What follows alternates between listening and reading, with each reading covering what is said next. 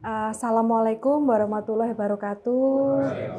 Ngaturaken sugeng siang. Saestu nyuwun pangapunten nggih, mohon maaf sebesar-besarnya sudah membuat menunggu. Menunggu itu tidak menyenangkan. Jadi saya betul-betul mohon maaf. Bapak Ibu berjumpa kembali. Terima kasih atas kesempatannya. Hari ini saya mau bercerita tentang pengalaman riset terkait dengan air dan pangan. Nah, judul presentasinya sama dengan judul tesis saya, memanen hujan menyemai kehidupan. Jadi apa sih ya kok memanen hujan menyemai kehidupan itu seperti apa gitu. Jadi secara umum ini akan bercerita mengenai bagaimana sekelompok masyarakat, sekelompok petani di Gunung Kidul yang mencoba mengantisipasi resiko hujan yang tiba-tiba hilang, lalu kemudian kekurangan air hujan, sehingga mereka akhirnya bisa melanjutkan panen mereka, melanjutkan cocok tanam mereka.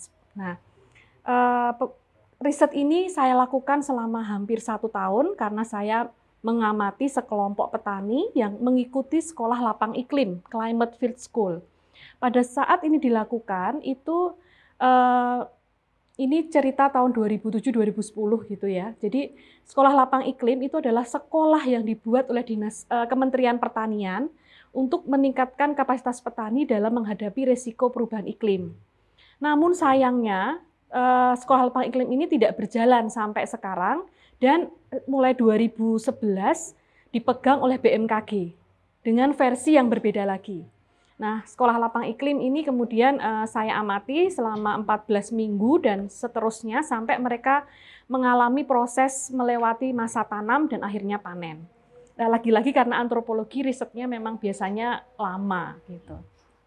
Nah, jadi saya tidak bisa bercerita mengenai ilmu air, komposisi air itu Pak Agus lah pokoknya.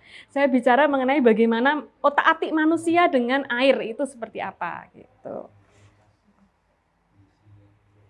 Gimana ya Pak?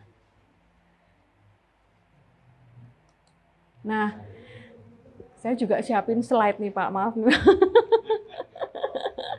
Jadi slide saya yang pertama adalah mendudukkan bahwa air itu kebutuhan semua makhluk hidup. Nah, khususnya manusia. Kita nggak punya air pasti bingung gitu kan. Nah, karena dia termasuk sumber daya alam yang sangat penting, maka ada banyak isu di sana. Tadi moderator sudah menyampaikan mungkin ada isu politik dan sebagainya. Nah, kali ini saya nggak mau ke sana. Lain waktu mungkin kita bisa bicara tentang itu. Tapi ini semata-mata adalah bagaimana kemudian orang memaknai air, menggunakan air itu, dan bagaimana kemudian dia ke depannya ketika menghadapi problem-problem kekurangan air gitu ya. Gitu Pak. Jadi masalah air itu mau dibuat santai bisa, dibuat nggak santai bisa juga. Nah, ada beberapa aspek yang mempengaruhi ketersediaan air Bapak Ibu. Menurut beberapa literatur mengatakan mungkin curah hujan, mungkin morfologi, mungkin vegetasi, mungkin jenis tanah dan batuan. Nah, dalam riset saya, berbagai aspek ini akan muncul nanti dalam riset saya. Saya juga mengalir saja pada waktu riset ini saya lakukan. Puzzling question saya pada waktu saya memulai tesis ini adalah bagaimana petani berhadapan dengan musim kering. Sebenarnya riset question saya hanya sederhana. Tapi kemudian ternyata melebar dan kemudian saya sampai pada pemahaman bahwa ternyata problem ketersediaan air tanah khususnya, air permukaan itu bukan hanya dipengaruhi oleh perilaku, juga vegetasinya mungkin, tapi juga soal situasi di atas langit kita, jadi ada curah hujan dan sebagainya. Nah, dari berbagai masalah air itu, bisa berbagai aspek, tapi saya fokus pada paparan hari ini adalah soal pangan.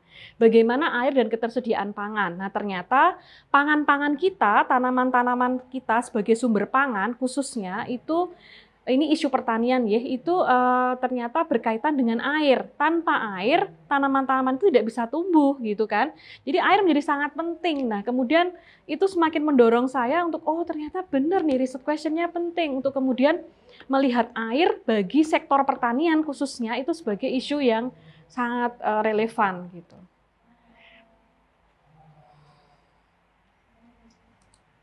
Nah, how does water influence life gitu? Itu yang kemudian menjadi problem yang mengencourage saya untuk kemudian memilih bagaimana traditional knowledge itu kemudian berkaitan dengan adaptasi perubahan iklim. Lagi-lagi masih masalah perubahan iklim. Karena ketika bicara perubahan iklim, maka salah satu aspek yang sangat terpengaruh adalah soal air, ketersediaan air. Itulah kemudian yang mendorong saya memilih studi kasus ini terkait dengan relasi manusia dengan air di sektor pertanian. Karena saya background-nya antropologi, maka saya tidak boleh bicara banyak hal kecuali adalah soal local knowledge gitu. Jadi ini adalah disclaimer saya Bapak Ibu bahwa hari ini kita mau belajar tentang bagaimana pengetahuan lokal khususnya terkait dengan relasi manusia dan alam. Tapi pada isu pertanian.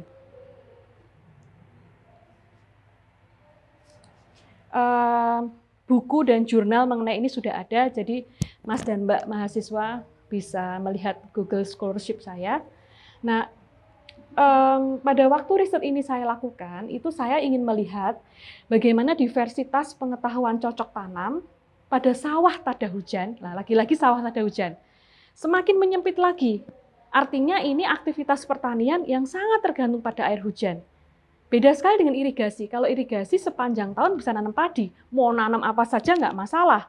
Tapi kalau sawah tada hujan, pasti harus perhatian pada ketersediaan air. Nah, lalu siapa yang saya amati? Nggak bisa semua orang saya amati. Saya fokuskan lagi. Saya amati pada sekelompok petani yang mengikuti sekolah lapang iklim.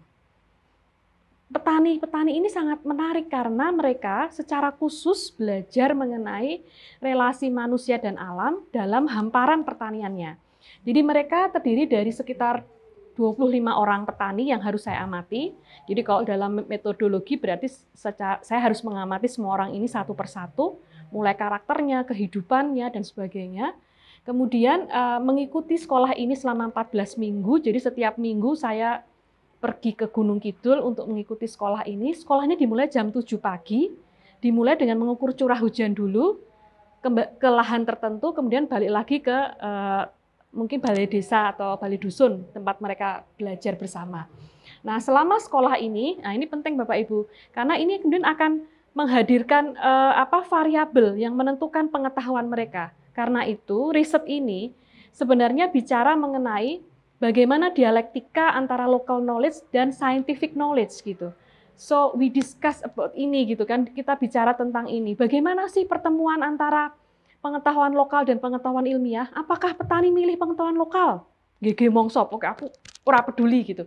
Ataukah mereka milih pengetahuan ilmiah yang penuh dengan ilmu-ilmu mengukur misalnya curah hujan dan sebagainya, ataukah mereka jalan di kedua-duanya?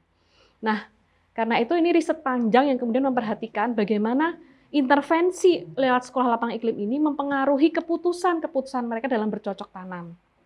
Jadi mereka belajar di kelas, belajar di lahan pertanian, mengamati curah hujan, dan sebagainya selama 14 minggu. Gurunya adalah PPL. Sekolahnya dari jam 7 pagi sampai jam 2 siang.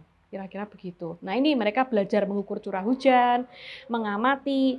Nah ini kalau di dalam istilah pertanian namanya agrometeorologi. Jadi mengamati sekumpulan fenomena di dalam satu hamparan. SLI ini cukup baik sebenarnya, karena dalam 14 minggu mereka mengamati satu hamparan pertanian yang sama. Jadi berarti kan satu hamparan itu kan beberapa lahan pertanian jadi satu. Kalau di Jawa bilangnya mbula gitu, kalau perso. Mbula apa gitu. Nah, bulak sumur, betul ya? Oke, sumur ya, Mas. Nah, ini mereka mengamati satu hamparan yang sama, kemudian mereka menggambarkan, nih Bapak, jadi mereka menggambarkan apa yang mereka lihat di hari itu. Oh, sinar matahari cerah. Jadi, materi sekolah lapang iklim ini, materinya adalah soal cuaca, klimatologi, unsur-unsur cuaca, kemudian mengukur berbagai alat pengukur curah hujan, pengukur angin, tekanan angin, dan sebagainya. Jadi mereka memang belajar di dalam 14 minggu itu ilmu saintifik, gitu yang saya bilang tadi. Makanya ada dialektika tadi, dialektika antara pengetahuan lokal petani di dalam pikiran mereka dan scientific knowledge lewat sekolah lapang iklim ini. Betul-betul ilmiah, sampai mau sekolah ini mereka di pretest coba. Jadi petaninya sing sepuh-sepuh tuh yo apa to, Mbak?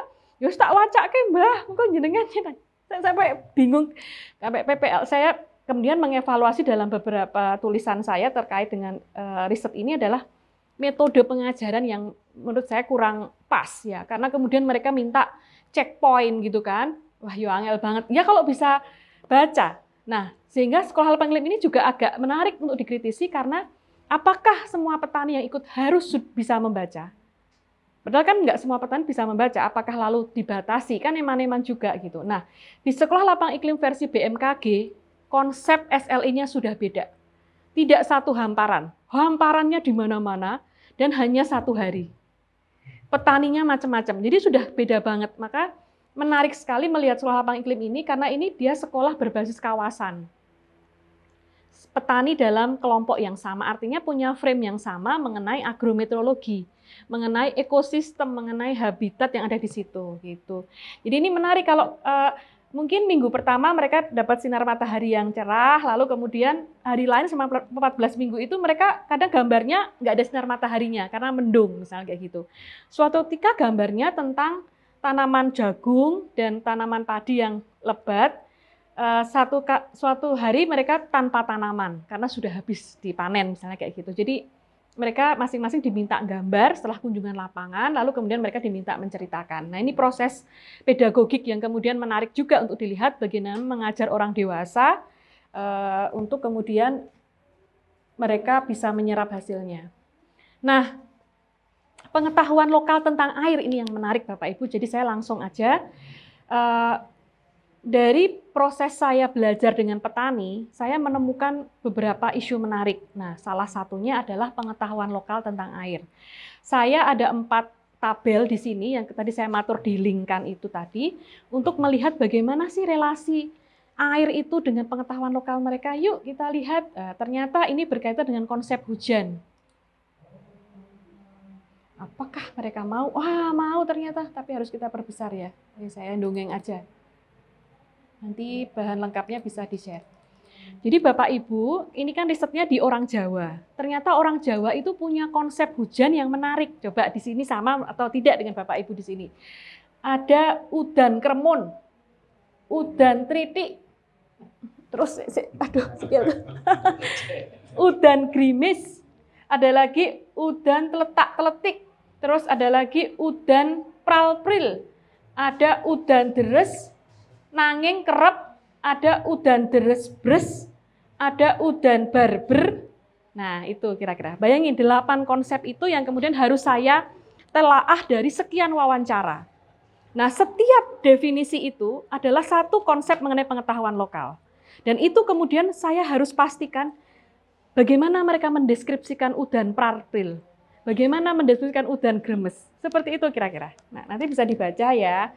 Ini lucu kan kayak gini nih. Itulah pekerjaan antropologi. Pekerjaannya hanya mendengarkan orang ngomong. Lebih canggih Bapak Ibu di sini yang ilmunya teknik. Saya pekerjaannya hanya mendengarkan orang ngomong. Nah, itu proses itu kemudian menarik karena setiap definisi hujan itu berkonsekuensi pada aktivitas yang mau dilakukan. Jadi ketika saya bertanya, Bu, nek misalnya arep tandur, kalau mau tandur menanam padi, itu apa toh tondone? Niko lho Bu, nek dipacul pisan, lemai teles, niku pertondo arep udan. Oh, ngoten. Nek misale udane kaya ngene iki apa Bu? Oh, nek ngene iki udan deres tapi ora kerep. Oh, piye Gus? Nah, jadi itu jadi menarik gitu kan. Oh, kok ternyata beda-beda, tapi ini masih konteks Gunung Kidul. Bosone wong Gunung Kidul. Mungkin kalau saya masuk ke sini, desa sini, Bromo beda lagi gitu ya, misalnya kayak gitu. Oke, kembali ke sini lagi. Nah, hal yang lain adalah bagaimana membandingkan konsep hujan antara SLI, toh scientific knowledge, dengan konsep hujan ala petani. Apakah ada relasi? Apakah pantas disandingkan gitu kan? Nah, mari kita lihat Pak, Bu. Maaf ya, semoga tidak bosan ini. Jadi saya membuat tabel.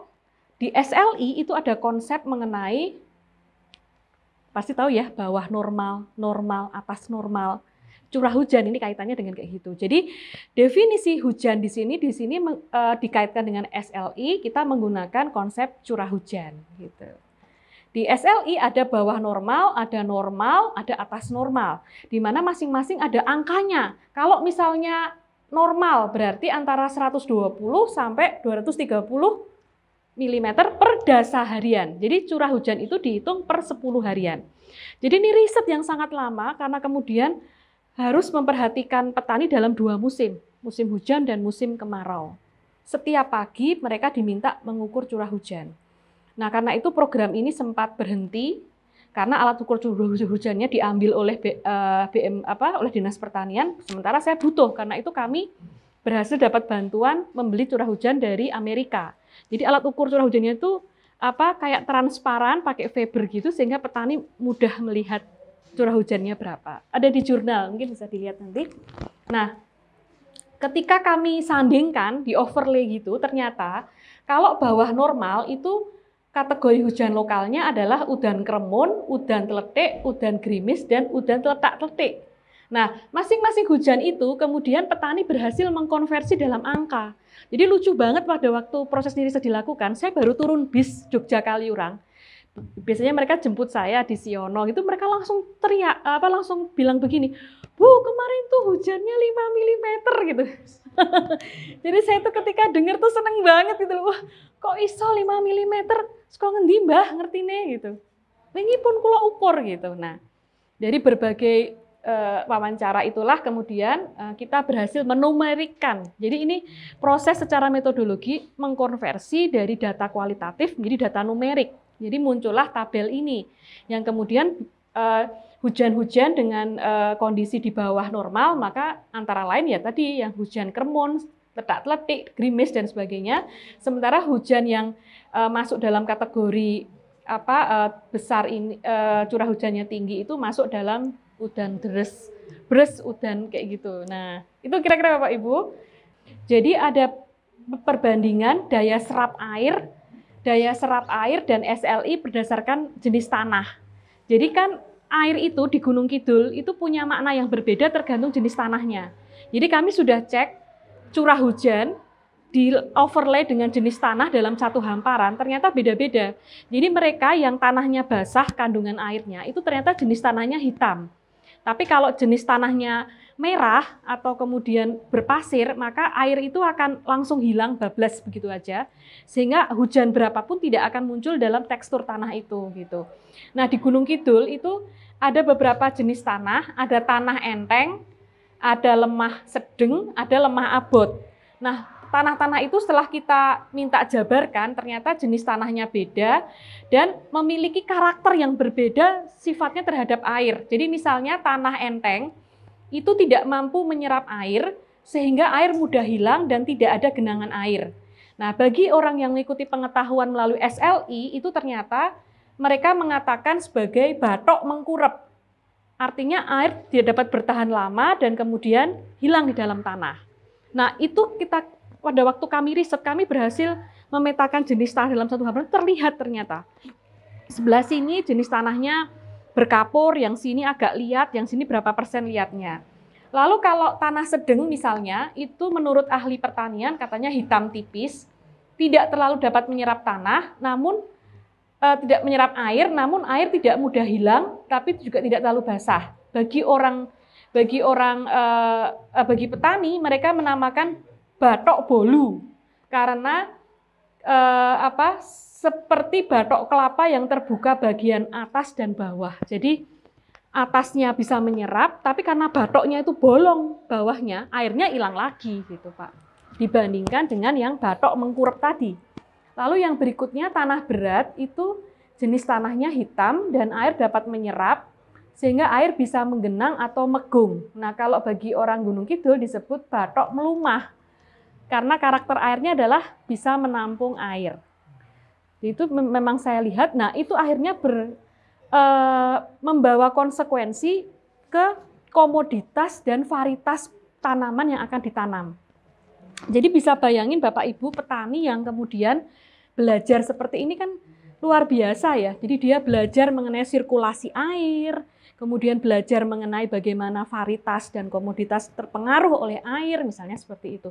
Dan akhirnya karena SLI hanya 14 minggu, pada waktu itu saya berhasil mendapat bantuan dari sugar company di Lampung itu untuk membuat SLI versi antropolog. Jadi, wah luar biasa, saya secara lahir batin juga tertantang untuk belajar, karena bagi petani itu, orang UGM itu ngerti semua. Nah, berat kan? Orang UGM nggak ngerti semua. Jadi saya waktu itu sering ditanya, Bu, pripun nggih niku nandur nopo nggih niki apike? Waduh Gusti Allah, kepiye iki? Nah, ketika ada pertanyaan seperti itu, saya membawa ke problemnya, ke kapasitas mereka. Yuk kita baca Pak, lemah jenengan nopo? Oh lemah kulo, lemah enteng. Terus sakniki udane nopo niki? Mongso. Jadi yang perlu diperhatikan juga Bapak Ibu, di orang Jawa itu ada namanya pranoto mongso. Mongso 1, 2, 3. Dan semuanya itu kalau dipahami sebenarnya berlandas pada ketersediaan air. Ketersediaan air. Jadi saya sampai wah subhanallah, ternyata luar biasa ya. Jadi ilmu di balik ilmu itu, ternyata ilmu titen itu tidak semata-mata soal kapan nandur, arep nandur opo, ono opo misalnya, atau kepiye, tapi ternyata bicara mengenai sirkulasi air secara secara konkret dalam 1 tahun gitu. Monggo nanti mirsani pranoto mongso gitu. Nah, akhirnya ketika petani sudah dalam pemahaman seperti ini, apa nih pertanyaan berikutnya bagi kita peneliti? Melihat bagaimana implementasi ilmu dari SLI itu dalam cocok tanam di musim tanam. Apakah mereka menerapkan? Apakah mereka menolak? Apakah mereka kemudian memilih jalur yang lain? Nah, hasil pengamatan saya timbangi tuh Pak, berasnya per petani satu-satu saya datangi, angsal pirten karung Mbah gitu. Nah, sebentar saya tunjukkan datanya.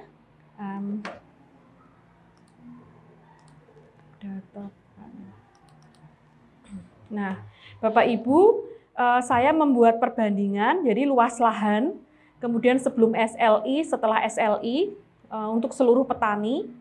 Ada waktu itu akhirnya dari 14 minggu hanya 18 petani yang bertahan. Jadi misalnya mereka punya luas lahan 1000 meter. Sebelum SLI mereka hanya dapat panen misalnya 550 kilo. Setelah SLI itu mereka dapat 650. Nah, 650-nya ini buat saya pertanyaan. Nganggo cara apa Mbah aku ngono gitu. Ternyata kesimpulannya itu petani memutuskan menggunakan 2 cara. Local knowledge-nya tetap dipegang, tapi kemudian science knowledge-nya tetap dipakai. Jadi mereka sekarang di kelompok ini, saya nggak tahu nih sekarang ya, tapi pada waktu itu SLI mereka kan dilakukan sebelum musim tanam. Musim tanam itu artinya musim hujan. Musim hujan kemudian mereka terapkan, saya mengamati sampai musim tanam selesai, dan orang-orang ini kemudian di musim tanam berikutnya saya masih punya waktu untuk mengikuti, itu memutuskan begini, ketika ada hujan pertama, mereka nggak terburu-buru lagi menebar benih. Jadi mereka selain menggunakan pengetahuan dari SLI, mereka kemudian juga mengubah strategi tanam yang semula disebar, kemudian ditonjo. Bagi orang Gunung Kidul, menanam padi itu biasanya disebar, sebar gitu aja. Dan itu biasanya pakai hari tertentu, hari yang bukan hari kematian keluarganya. Nah, setelah disebar, terus ngapain? Ditinggal Pak ternyata. Nah, lewat SLI ini kemudian kita mendapatkan, petani itu mendapat verifikasi, mendapat semacam penjelasan kenapa harus ditanam dengan ditonjo. Gitu. Karena kalau ditonjo itu benih padinya akan lebih bertahan. Nah, akhirnya kelompok ini di musim tanam pertama mengubah cara tanam padi dengan cara ditonjo, satu-satu kayak jagung. Waktu itu kami menghadapi fitnah juga, oh ini orang gila nih yang nyuruh nanam padi ditonjo. Karena itu menambah uang kan, harusnya cuma disebar ditinggal pulang, mereka ditonjo satu-satu gitu. Nah, di Gunung Kidul, di daerah Wareng, itu punya fenomena alam yang namanya daerah bayangan hujan. Jadi saya pun jadi belajar ke sana akhirnya, karena bertanya kenapa hujan di Panggang itu nggak sampai di Ledok Wonosari.